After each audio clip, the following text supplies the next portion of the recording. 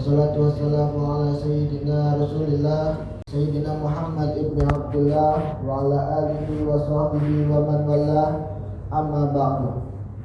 Marilah kita panjatkan puji syukur kehadirat Allah Subhanahu wa taala yang telah melimpahkan segala karunia serta nikmatnya kepada kita semua hingga sampai saat ini kita diperkenankan oleh Allah Subhanahu wa taala untuk menjalankan kewajiban kita sebagai seorang muslim, yaitu melaksanakan ibadah salat Jumat berjamaah.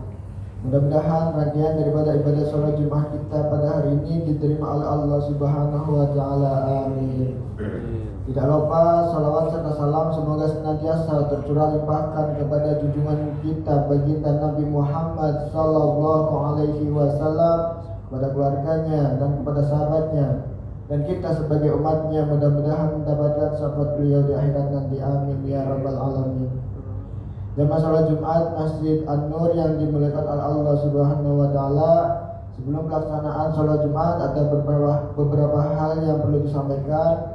Di antaranya pertama, kami menghimbau kepada jamaah sekalian agar mengisi saf-saf di depannya yang masih kosong terlebih dahulu. Kemudian juga kami mohon agar mematikan handphone agar tidak mengganggu ibadah sholat Jumat kita siang ini, dan juga tidak berkata-kata atau berbicara pada saat khatib menyampaikan khutbahnya.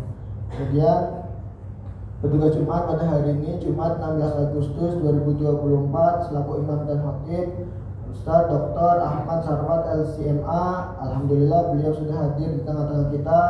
Selaku muadzin Bapak Bobi Wiyonarko. Waktu Jumat pada hari ini pukul 12.00 WIB. Dan yang terakhir, marilah kita sama-sama baca surat Al-Fatihah dengan harapan semoga kita dan juga keluarga kita semuanya senantiasa diberikan kesehatan, dipanjangkan umur, dimudahkan rezeki, dikuatkan iman dan Islam kita, serta berada dalam bimbingan dan naungan Allah Subhanahu wa taala. Ala hadhihi niyyah wa ala kulli niyatin shalihah. Wa ila hadratin Nabi Mustafa Rasulillah Al-Fatihah.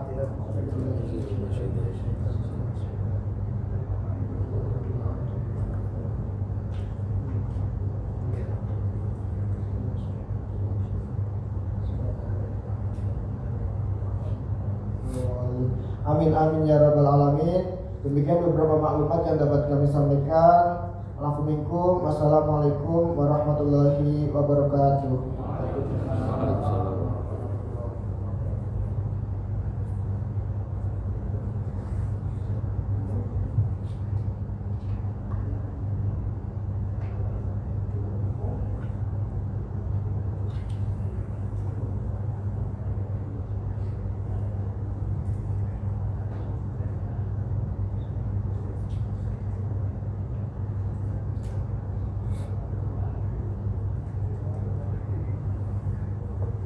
Assalamualaikum warahmatullahi wabarakatuh.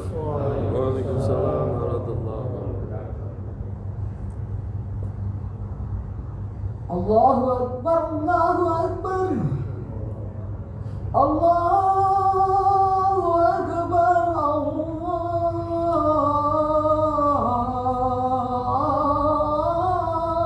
Akbar. Asyhadu an la ilaha illallah.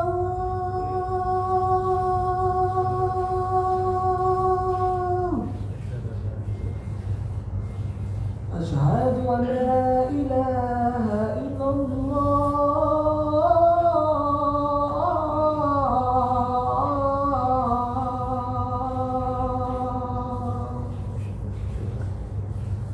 Asyhadu anna Muhammadar Rasulullah.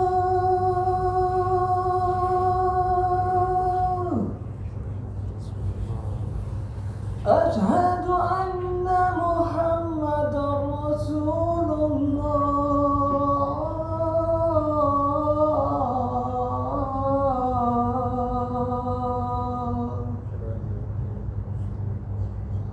Hayya 'alas shalah.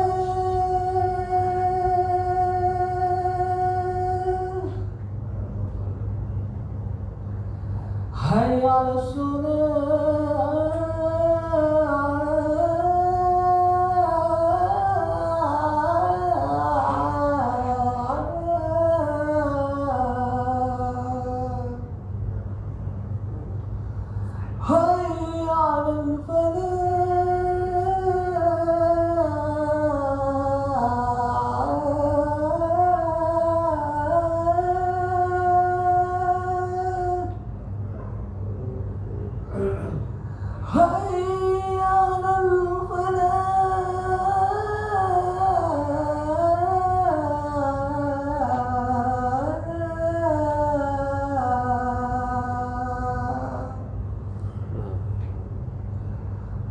Allahu Akbar, Allahu Akbar.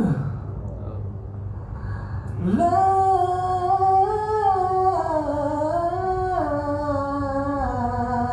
ilaha illallah.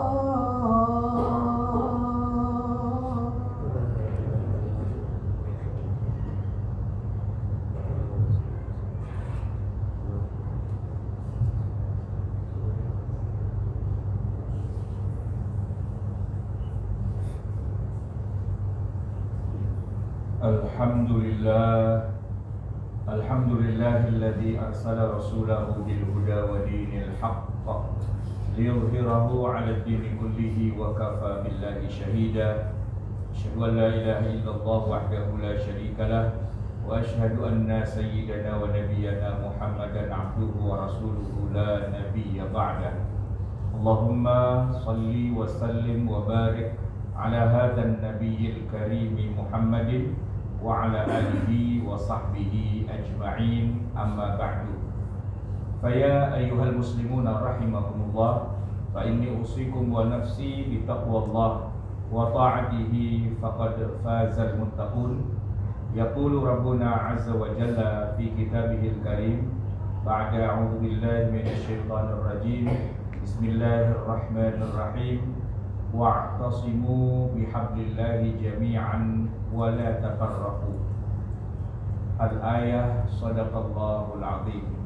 Hadirin jamaah sidang Jumat yang dirahmati Allah, salah satu nikmat yang barangkali selama ini tidak terlalu kita sadari di balik dari kemerdekaan yang Allah berikan adalah nikmat persatuan. Kita adalah satu dari sedikit negara yang begitu merdeka langsung dapat bonus, yaitu persatuan. Karena boleh dibilang hanya sedikit negara yang ketika merdeka wilayahnya sudah langsung seluas yang kita punya. Dari Sabang sampai Merauke, kalau kita buka lembar sejarah, sebenarnya di atas tanah kita ini, di Nusantara ini, dulunya ada begitu banyak kerajaan atau kesultanan yang kecil-kecil yang tidak bersatu, bahkan yang ada saling berperang. Misalnya kita pernah menyebut sebuah kerajaan besar, Majapahit, memang katanya menyatukan wilayah-wilayah di Nusantara, tapi sebenarnya itu adalah bahasa. Dalam arti ya, kalau orang Majapahitnya mengatakan itu menyatukan, tapi kalau kerajaan-kerajaan yang lain mengatakan bahwa ya kami dijajah oleh kerajaan Majapahit itu. Nah, tetapi begitu kita merdeka, kurang lebih sekitar 250 kerajaan besar dan kecil termasuk kesultanan sepakat menyatakan bahwa kita bikin sebuah lembaran baru, bukan kerajaan dan bukan salah satu kerajaan mencaplok kerajaan yang lain, tapi kita benar-benar membuat sebuah tatanan khusus, yaitu sebuah negara modern yang terdiri dari trias politika, ada eksekutifnya, ada yudikatifnya, ada legislatifnya, dan yang unik adalah menyatukan atau melebur 250 kerajaan itu di dalam sebuah negara kesatuan Republik Indonesia. Jamaah sekalian, kalau kita bicara tentang kemerdekaan, boleh dibilang hampir tidak ada lagi negara yang masih dijajah hari ini, kecuali 1-2, lebih kepada konflik di antar kelompok-kelompok yang ada di sana. Tapi kalau negara asing datang ke suatu tempat lalu menjajah suatu negara, boleh dibilang hari ini sudah tidak ada lagi. Dan kita Indonesia termasuk negara yang sejak awal sudah mendapatkan kemerdekaan sejak tahun 45. Negara-negara yang lain di saat itu masih banyak yang dijajah.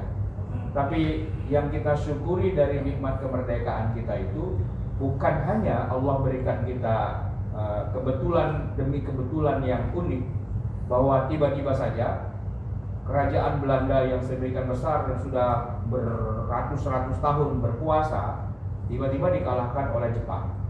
Jepang tiba-tiba dikalahkan oleh Sekutu. lalu Jepang tarik pasukannya, lalu kita proklamasi.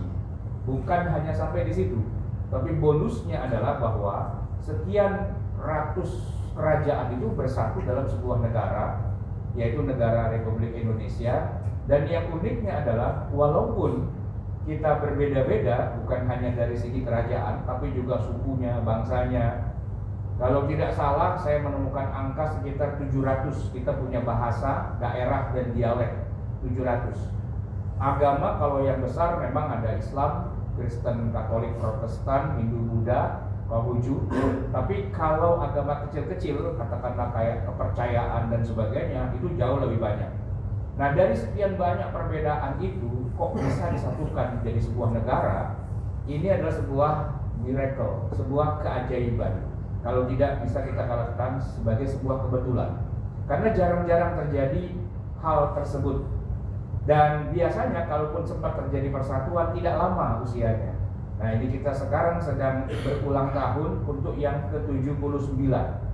Memang banyak aral melintang, bahkan tentara sekutu atau sebutlah Belanda ketika kembali lagi ke negeri kita masih ingin juga untuk setidak-tidaknya kita dipecah-pecah menjadi negara Indonesia Serikat.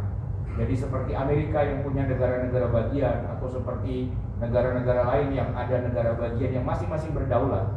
Ternyata alhamdulillah kita diselamatkan oleh Allah dan kita tetap menjadi NKRI. Jarak terjauh dari negeri kita, di dalam negeri kita yang sering disebut dengan dari Sabang sampai Merauke, itu juga fantastis. Bangsa Arab kalau mendengar luasnya negeri kita, mereka tidak habis pikir. Karena perjalanan udara, naik pesawat jet Jakarta ke Papua dan Jakarta ke Aceh, kalau kita gabungkan, itu setidak-tidaknya 8 jam perjalanan udara dengan pesawat jet komersial. Dan 8 jam itu kalau kita menuju ke Tanah Suci, sudah sampai Kerajaan Saudi Arabia. Tambah 1 jam lagi kita mendarat di Jeddah. 9 jam Jakarta Jeddah, 8 jam Aceh atau Sabang sampai Merauke. Betapa luasnya. Kalau kita naik perjalanan darat dari Aceh, dari ujung Sumatera sampai ujung Sumatera yang satunya ke Lampung, Bakauni, lalu kita nyebrang pakai feri dari Merak sampai ke Banyuwangi, mungkin kita butuh waktu sekitar 3-4 hari. Itu saja kita baru melewati Indonesia bagian barat. Kalau kita nyebrang ke Bali, baru sampai Indonesia bagian tengah. Kita teruskan sampai Lombok, sampai kemudian ujungnya, mungkin bisa berminggu-minggu kita bermobil. Bayangkan, ada negara di Timur Tengah, sebutlah misalnya Qatar, yang dari pantai timur ke pantai barat, kita hanya butuh waktu 1 jam, dan sudah ketemu laut lagi, dan sudah negara yang lain. Beberapa negara yang lain bahkan lebih kecil lagi. Bahkan negara Vatikan itu adanya di dalam negara lain, bahkan adanya di dalam sebuah kota di negara lain. Betapa kecilnya negara-negara itu sehingga dikatakan kalaulah kita bentangkan peta Indonesia dengan skala yang sama dengan skala yang ada di Middle East, di Timur Tengah, maka negara-negara Arab itu muat di dalam NKRI. Dan memang pada dasarnya kita punya 3 waktu, Indonesia bagian barat, bagian tengah, bagian timur. Jarang-jarang ada sebuah negara yang punya 3 waktu itu. Kebanyakan itu cuma 1 waktu, karena memang tidak terlalu besar. Maka dengan 17.000 pulau yang masih ada tersisa 5.000 belum diberi nama, itu saja sudah menunjukkan betapa luasnya Allah memberikan kita sebuah negara. Dan kalau kita lihat lagi sejarahnya, ternyata luasnya negeri kita ini sangat berbanding lurus dengan luasnya penjajahan Belanda itu sendiri. Karena Hindia Belanda, daerah-daerah yang dikuasai oleh kerajaan Belanda itulah yang kemudian kita sepakati inilah wilayah NKRI kita. Dulu orang-orang tua kita, nenek moyang kita mungkin dijajah oleh Belanda, bahkan diadu domba, bahkan digilir kapan Belanda akan menghabisi pahlawan-pahlawan nasional karena mereka tidak bersatu. Tapi setelah Belandanya pergi, kita mendapatkan anugerah yang luar biasa. Kita punya negara yang sedemikian luas, suku bangsa yang sedemikian banyak, kerajaan-kerajaan yang juga begitu banyak, tapi bersatu. Maka 17 Agustus 1945 itu sebuah keajaiban sebenarnya. karena dia bukan sekedar proklamasi, tapi munculnya sebuah negara baru yang jarang-jarang ada dalam sejarah dunia bahkan sampai hari ini. Apalagi kalau kita bicara hari ini, kita punya negara-negara yang notabene kita sebut negara Islam karena adanya di Middle East, di Timur Tengah, negara Arab. Tapi kalau kita perhatikan satu persatu apa yang terjadi di sana, justru kita akan lebih bersyukur bahwa kita dilahirkan di Indonesia. Dulu di tahun 80-an ada sebuah negara yang mayoritas penduduknya Muslim tapi dijajah oleh Uni Soviet, yaitu Afghanistan. Peranglah rakyat Afghanistan melawan tentara sebuah negara adidaya besar di dunia. Dan untuk itu seperti yang sekarang terjadi, banyak umat Islam yang membantu juga. Kalau sekarang save Palestina, waktu itu save Afghanistan. Dan banyak umat Islam dari seluruh dunia berangkat ke sana, ikut berjihad bersama para mujahidin.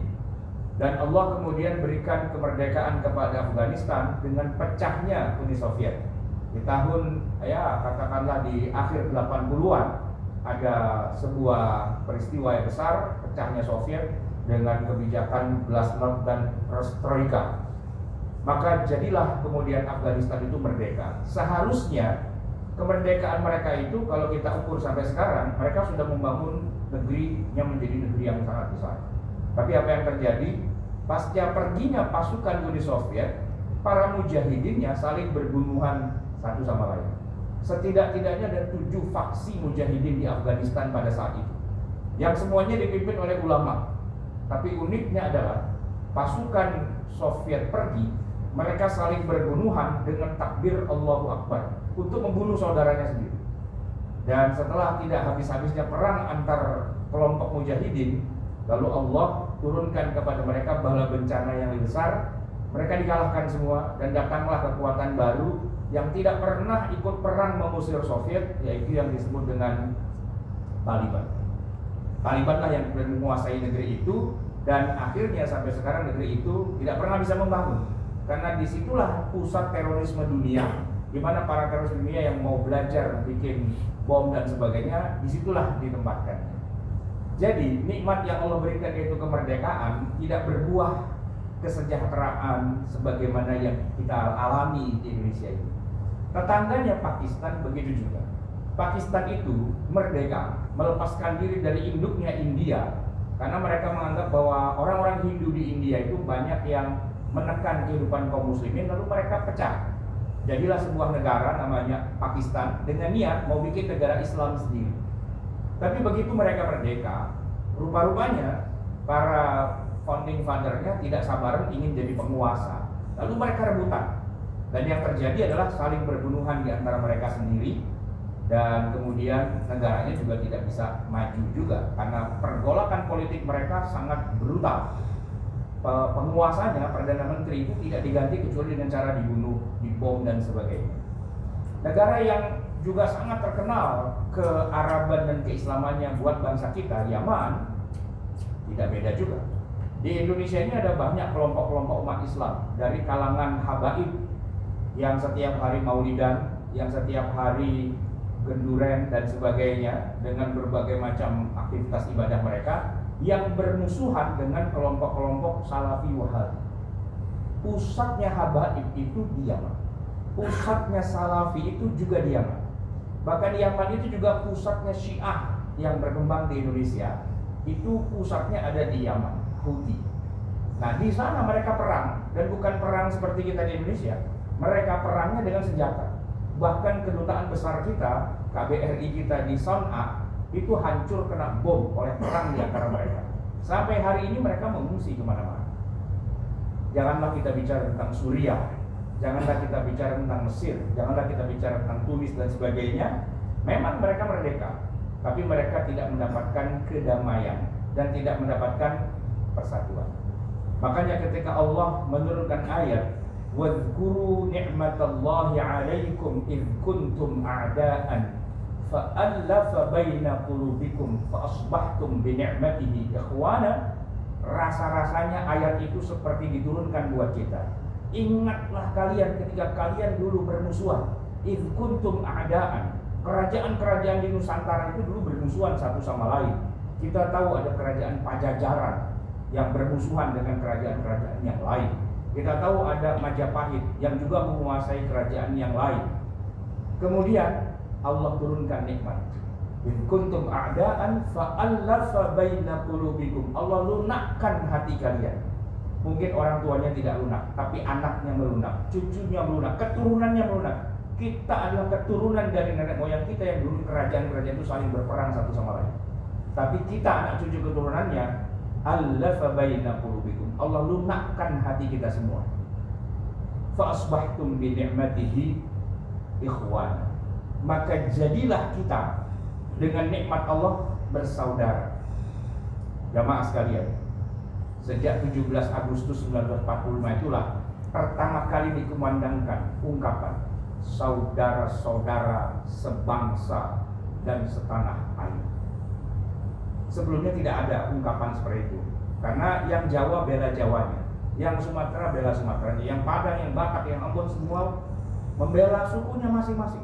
Dan baru ada bahasa di mana kita merasa satu bangsa, satu negara. Ungkapan para founding father kita yang mengatakan saudara-saudara sebangsa dan setanah air. Fa asbahtum bi ni'matihi ikhwana. Jadilah kamu atas karunia Allah, nikmat Allah bersaudara. Mungkin kita berbeda agama, mungkin kita berbeda suku, kita berbeda adat, kita berbeda budaya, kita berbeda watak, karakteristik dan latar belakang sejarah. Tapi kita Indonesia, tapi kita bersatu. Dan yang paling unik adalah ketika walaupun mayoritas penduduk di Nusantara ini Muslim, dan ada keinginan sebagian dari saudara-saudara kita Muslim untuk menjadikan negara ini negara Islam dengan mencantumkan 7 kata di dalam sila yang pertama, ketuhanan yang Maha Esa, dengan kewajiban menjalankan syariat Islam bagi para penduduknya. Ternyata atas kerendahan hati dan kelegaan hati, kita sepakat untuk kita hapus 7 kata itu di tanggal 18 Agustus. Kenapa? Karena ada sebagian saudara kita di bagian timur Indonesia yang tidak terima negara ini harus dijadikan negara Islam. Karena kalau itu yang terjadi, kemungkinannya memang akan terjadi pecah belah lagi. Kita akan perang lagi melawan yang bukan Islam.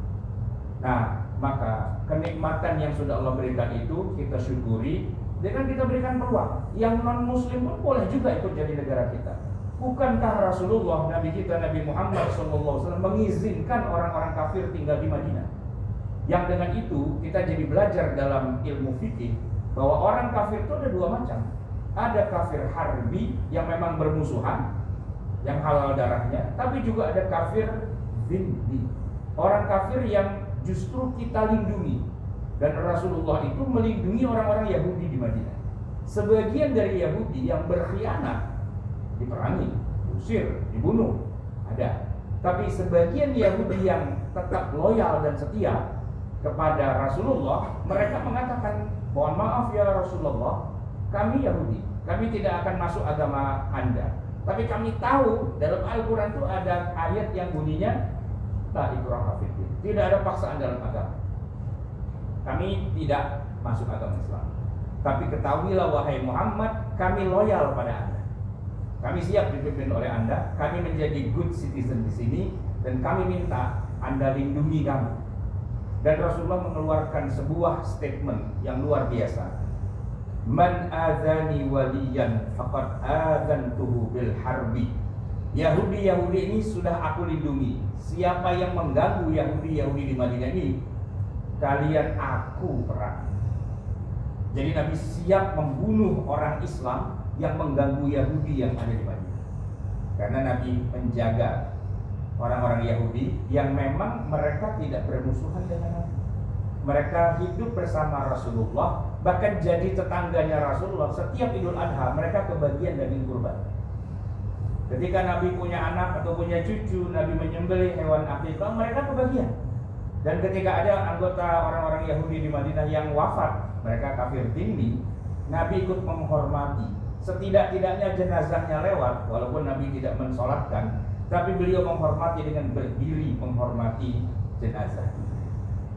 Kalau seorang Rasulullah SAW membolehkan orang-orang Yahudi tinggal di Madinah, bagaimana mungkin kita buat negara yang tidak boleh ada orang kafir?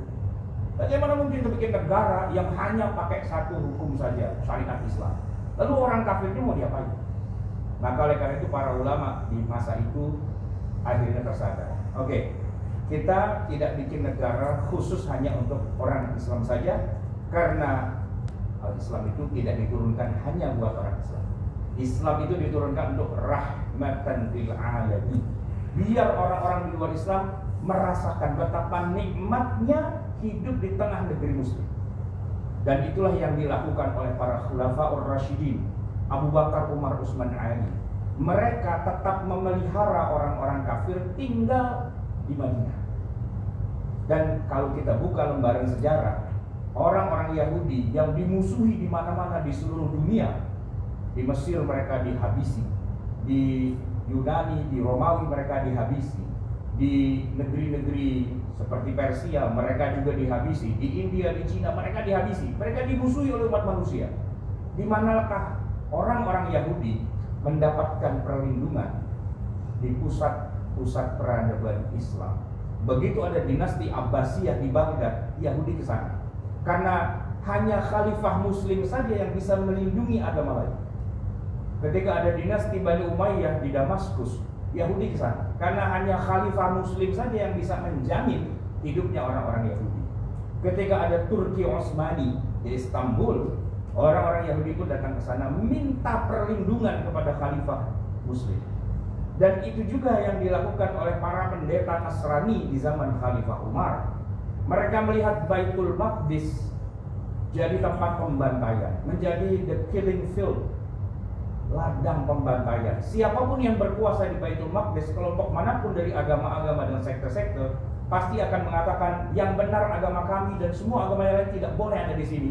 Mereka harus dibantai atau diusir atau dipaksa masuk ke dalam sekte kami. Dan mereka sudah bosan hidup dengan cara seperti itu. Maka para pendeta sepakat mengirim surat kepada Khalifah Umar, meminta agar Umar bin Khattab datang ke Palestina dan menjaga perdamaian. Dengan apa? Dengan jaminan bahwa Islam itu la ikraha fiddin. Kami yakin kalau Anda yang berkuasa di sini, wahai Umar, semua agama akan tenang. Kenapa? Karena Anda tidak pernah memaksa orang lain masuk agama Islam. Dan kalian adalah pasukan yang sangat kuat di dunia. Maka Umar bin Khattab berangkat ke Palestina, menerima kunci Baitul Maqdis dari tangan para pendeta Kristen yang sangat percaya kalau yang berkuasa adalah kaum muslimin, maka semua agama itu bisa hidup dengan damai. Hadirin ma'asyiral muslimin rahimakumullah, Palestina itu tidak pernah kita rebut. Kita tidak pernah perang untuk merebut Palestina, tidak. Justru pendeta-pendeta Nasrani itu yang kirim surat kepada Umar, minta agar kitalah yang melindungi mereka. Jangan sampai terjadi perang pertumpahan darah di sana, karena pada dasarnya Islam cinta damai dan sangat anti dengan peperangan. Hanya saja anak-anak kita sekarang tidak baca sejarah. Mereka tidak tahu bahwa nenek moyang mereka itulah orang yang sangat disegani bahkan oleh orang kafir sekalipun. Orang kafir memandang Islam itu dengan sangat hormat, dengan sangat simpati, bahwa Islam itu luar biasa. Mereka tidak pernah cawe-cawe ngurusin masalah agama, tidak pernah maksa-maksakan agama kepada bangsa lain, pada umat yang lain. Dan sedemikian hormatnya sampai kemudian akhirnya bangsa Palestina itulah yang perlahan-lahan secara akulturasi budaya sedikit demi sedikit masuk Islam. Sampai hari ini banyak bangsa Palestina yang masih Kristen, yang masih Yahudi, tapi yang Islam juga sudah banyak. Di sananya mereka tidak perang, cuman proksi-proksinya saja yang kemudian perang di mana-mana, yang tidak tahu urusan cerita aslinya. Hadirin ma'asyiral muslimin rahimakumullah, di Indonesia kita menjalankan agama Islam dengan sebaik-baiknya. Kita tidak perang kepada orang-orang di luar agama Islam, dan kita berbagi negeri ini bersama saudara-saudara kita yang bukan muslim. Maka contoh bagaimana wasatiyah Islam di zaman modern ini, kalau kita bisa lihat selain di Mesir, di Indonesia. Indonesia adalah sebuah negara muslim terbesar, Islamnya mayoritas, tapi agama lain tidak pernah tertindas di sini, dan mereka menikmati bagaimana Islam sebagai rahmatan lil alamin. A'udzu billahi minasyaitonir rajim. Bismillahirrahmanirrahim. Wal 'ashri innal insana lafi khusrin illa alladziina aamanu wa 'amilus shalihaati wa tawassaw bil haqqi wa tawassaw bis sabr. Barakallahu li wa lakum fil Qur'anil 'azim wa nafa'ani wa iyyakum bima fihi minal ayati wa dzikril hakim wa taqabbala minni wa minkum tilawatahu innahu huwal ghafurur rahim.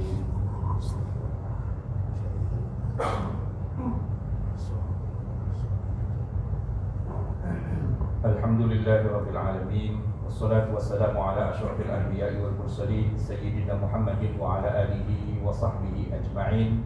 Amma ba'du, yaqulu Allah ta'ala fi kitabil karim wa huwa asdaqul qailin. A'udzu billahi minasyaitonir rajim. Bismillahirrahmanirrahim. Ya ayyuhalladzina amanu idza nudiya lis-salati min yaumil jumu'ati fas'au ila dzikrillahi wa dzarul bai'. Al-ayah, sadaqallahul azim. Ayyuhal muslimun rahimakumullah, fa inni usikum wa nafsi bi taqwallah wa ta'atihi faqad fazal muttaqun. Pada khutbah yang kedua ini mari kita sempurnakan rukunnya yang kelima, yaitu kita bermohon ampun dan berdoa kepada Allah untuk kebaikan kaum muslimin dan umat Islam di Indonesia secara umum. Mari kita awali dengan kita berselawat kepada nabinya. A'udzubillahi minasyaitonirrajim. Bismillahirrahmanirrahim. Innallaha wa malaikatahu yusholluna 'alan nabi ya ayyuhalladzina amanu shallu 'alaihi wa sallimu taslima. Allahumma shalli wa sallim wa barik 'ala sayyidina Muhammadin wa 'ala ali sayyidina Muhammad kama shallaita 'ala sayyidina Ibrahim wa 'ala ali sayyidina Ibrahim wa barik 'ala sayyidina Muhammad wa 'ala ali sayyidina Muhammad kama barakta 'ala sayyidina Ibrahim wa 'ala ali sayyidina Ibrahim fil 'alamin innaka Hamidum Majid. Wardallahu ma'an sahabati ajma'in an Abi Bakr wa Umar wa Utsman wa Ali wa an baqiyatis sahabati ajma'in wa an tabi'in wa tabi'ihim bi ihsanin ila yaumiddin wa 'alaina ma'ahum bi rahmatika ya arhamar rahimin. Allahumma ighfir lil muslimina wal muslimat wal mu'minina wal mu'minat al ahya'i minhum wal amwat warfa' lahum darajat wa yaqdi al hajat. Rabbana zalamna anfusana wa illam taghfir lana wa tarhamna lanakunanna minal khasirin. Rabbana amanna bima anzalta wa taba'na ar-rasula fakunna ma'asy syahidin. Rabbana la tuzigh qulubana ba'da idh hadaytana wa hab lana min ladunka rahmatan innaka antal wahhab.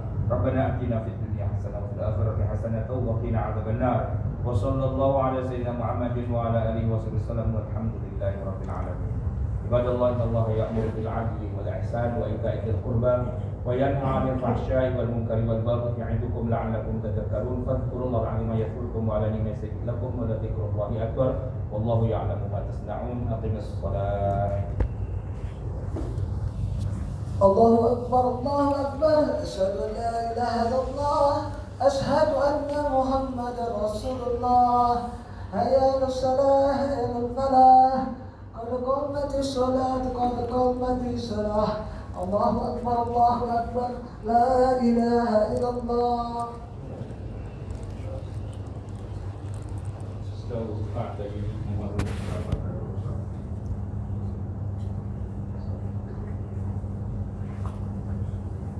Allahu akbar.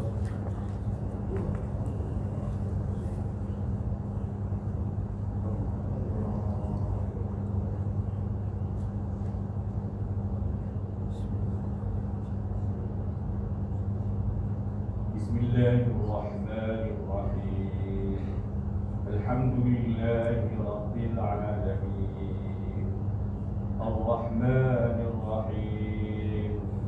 Maliki yaumiddin. Iyyaka na'budu wa iyyaka nasta'in. Ihdinas siratal mustaqim. Siratal ladzina an'amta 'alaihim ghairil maghdubi 'alaihim waladdallin.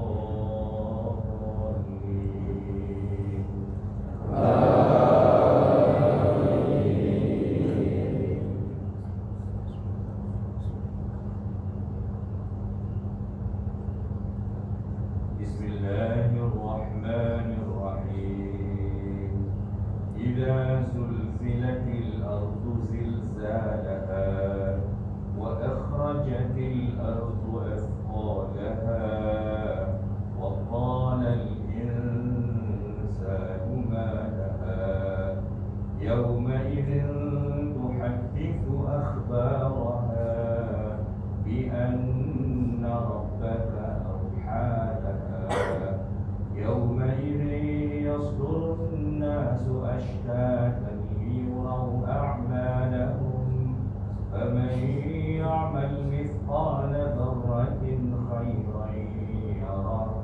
ومن يعمل مثقال ذرة شرا يره الله أكبر.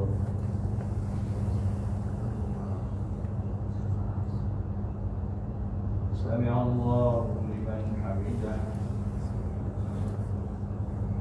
الله أكبر. الله أكبر. الله أكبر.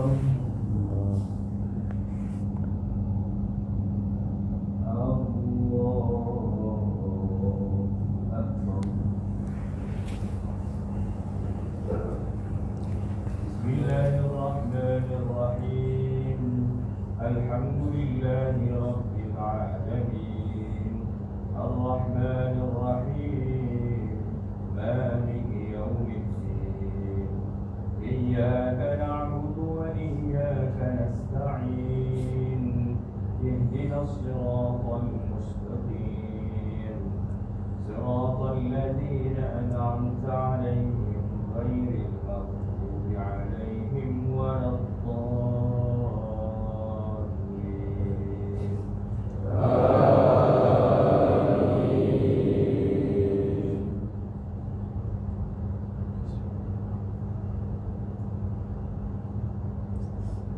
بسم الله الرحمن الرحيم.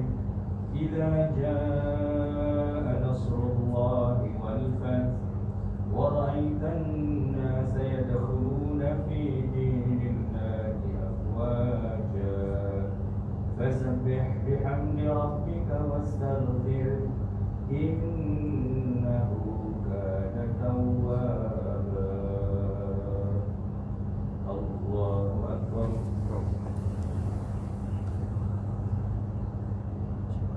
سمع الله لمن حمده. الله أكبر. الله أكبر. الله أكبر. الله أكبر.